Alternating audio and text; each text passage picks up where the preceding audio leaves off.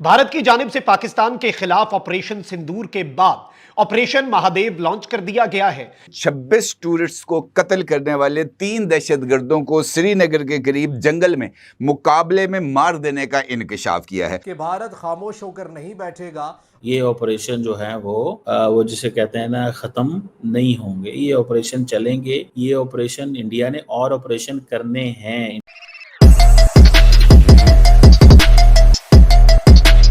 दोस्तों, आप सभी का स्वागत है फास्ट ट्रैक न्यूज पर। दोस्तों, पाकिस्तान सरकार और बाकी लोग ऑपरेशन सिंदूर से तो डरा हुआ था ही। अब भारत ने ऑपरेशन महादेव लॉन्च कर दिया है। दोस्तों, भारतीय सेना ने 3 आतंकियों को मार गिराया है।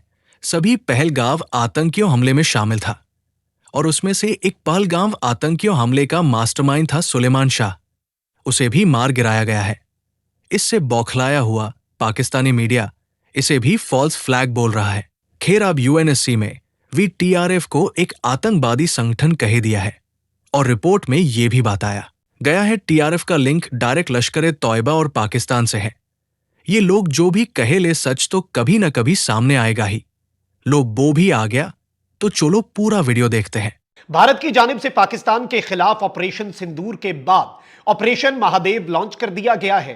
भारत की अफवाज की जानिब से एक प्रेस कॉन्फ्रेंस अचानक से जो शेड्यूल के मुताबिक होनी थी और इस ऑपरेशन महादेव के हवाले से उस प्रेस कॉन्फ्रेंस में कुछ बातें बताई जानी थी, वो प्रेस कॉन्फ्रेंस अचानक से मुलतवी कर दी गई और फिर कहा गया कि ऑपरेशन जारी है और मजीद चीजें भी सामने आएंगी। अब इस ऑपरेशन के अंदर जो तशवीशनाक और खतरनाक तरीन पहलू है जिसे लेकर भारत पाकिस्तान पर हमलावर हो चुका है, इस सबके अंदर पाकिस्तान की अफवाज ने खामोशी तोड़ी है। पाकिस्तान की फौज का मौक़िफ़ भी आ चुका है। कश्मीर से इंतहाई गैर मामूली खबरें इस वक्त हमें मौसूल हो रही हैं और पाक भारत कशीदगी एक मर्तबा फिर अपने उरूज पर जा पहुंची है। और गुज़श्ता कुछ दिनों से हम जिन खदशात का इजहार कर रहे थे, यूं लग रहा है कि अब भारत बिल्कुल उन्हें हकीकत का रूप जो है वो देने के लिए पर तोल रहा है। वो भारतीय फौज जो है उसकी चिनार कोर प्रेस रिलीज जारी करती है एक जुमले में कि जी ऑपरेशन महादेव के अंदर हमने मकबूजा वादी में 3 दहशतगर्द मार दिए हैं। इस खबर के आते ही 1 मिनट के अंदर जो भारतीय मीडिया है वो कहता है कि जी ये पहलगाम इंसिडेंट के जो दहशतगर्द हैं वो हमने मारे हैं और इसमें पहलगाम इंसिडेंट का मास्टरमाइंड भी मार दिया गया। और अब वो कह रहे हैं कि जी हाशिम मूसा जो है वो पहलगाम इंसिडेंट का मास्टरमाइंड था और ये पाकिस्तान की आर्मी का फॉर्मर कमांडर है, पाकिस्तान का एसएसजी कमांडो है, ये ऑपरेशन महादेव के अंदर मारा गया है। अच्छा, अब नाज़रीन इकराम, इंडियन आर्मी की जो प्रेस कॉन्फ्रेंस है जिसमें Indian army, Jammu and Kashmir police और CRPF central reserve police force, इन्होंने नाज़रीन इकराम भारतीय मकामी वक्त के मुताबिक 5 बजे श्रीनगर के अंदर यह प्रेस कॉन्फ्रेंस करनी थी, लेकिन उसे अचानक से कैंसिल किया गया और कहा गया कि इस ऑपरेशन के अंदर कुछ नई डेवलपमेंट सामने आई हैं। अब एक और प्रेस कॉन्फ्रेंस जो है वो कल सुबह तकरीबन 9:30 बजे इन्होंने करनी है। यानी कि ये कह रहे हैं कि ये ऑपरेशन जारी सारी है और ये ऑपरेशन रुक नहीं रहा। अब जो कश्मीर जोन में मकबूजा वादी के अंदर आईजीपी है, इंस्पेक्टर जनरल ऑफ पुलिस विधि कुमार बिरदी, उसने कहा है कि ऑपरेशन महादेव अभी भी जारी है और इनिशियल रिपोर्ट्स के मुताबिक 3 बॉडीज जो हैं वो हमने इस वक्त हासिल कर ली हैं दहशतगर्दों की और हमने उन्हें न्यूट्रलाइज कर दिया है।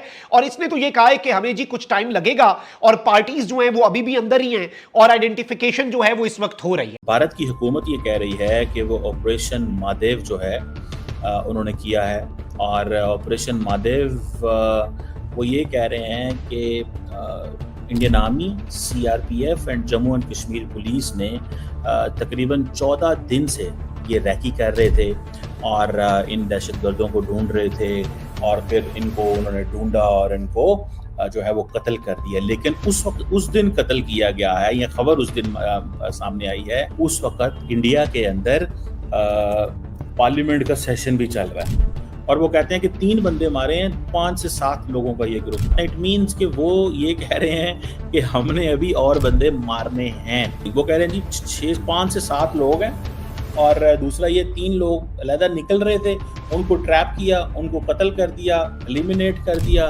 दूसरा ये है कि वो कह रहे हैं कि इनका पहलगाम से लिंक था।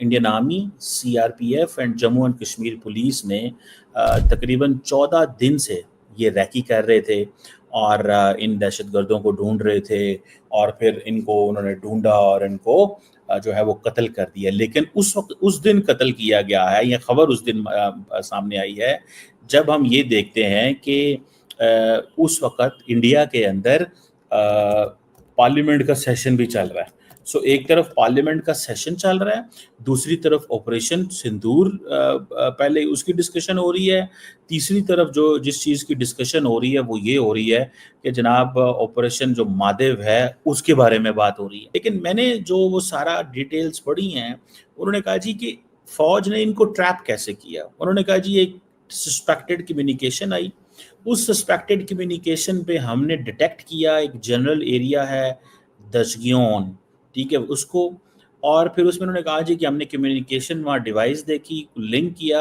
और वो डिवाइस हमें मिली जो पहलगाम अटैक में मिली थी, ठीक है जी।